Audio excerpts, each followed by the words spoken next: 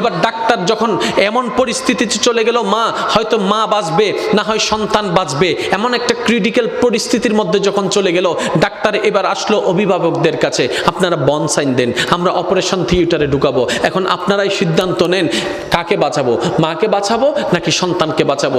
একে জিজ্ঞেস করে এ বলে যে মাকে বাঁচাও, ও বলে যে মাকে বাঁচাও, ও বলে যে মাকে বাঁচাও, ও বলে যে মাকে বাঁচাও। কারণ সবার মাথার চিন্তা, মা যদি বেঁচে থাকে সন্তান আবার আসবে, মা যদি বেঁচে থাকে সন্তান আবার আসবে। সবার একটি কথা, মাকে বাঁচাও, মাকে বাঁচাও, মাকে বাঁচাও। এবার ডাক্তার কৌতূহল বশত মাকে একবার জিজ্ঞেস করলো, সবাই বলছে মাকে বাঁচাতে, একটু আপনি বলেন না আমরা এই দুইজনের ভিতর কাকে বাঁচাবো, আপনাকে বাঁচাবো নাকি সন্তানকে বাঁচাবো। তখন মা, একমাত্র মা, সে উত্তর দেয়, একমাত্র মা তখন চিৎকার করে বলে, ডাক্তার আমার সন্তানকে বাঁচান, আমার সন্তানকে বাঁচান, আমার সন্তানকে বাঁচান। ডাক্তার অবাক হয়ে তাকায় রইল, সবাই বলছে আপনার কথা, আপনি বেঁচে থাকলে তো সন্তান আরেকটা আসবে, আপনি কেন সন্তানের কথা বলছেন। এবার মা দুই চোখের পানি ছেড়ে দিয়ে বলে, আমি তো দেখেছি সূর্য কেমন, আমার সন্তান তো এখনো দেখেনি, আমি তো চাঁদকে দেখেছি, আমার মা সন্তান তো চাঁদকে দেখেনি, আমি দুনিয়া দেখেছি, তারা তো এখনো দুনিয়া দেখেনি, আমি দুনিয়া দেখেছি, আমার সন্তান এখনো দুনিয়া দেখেনি।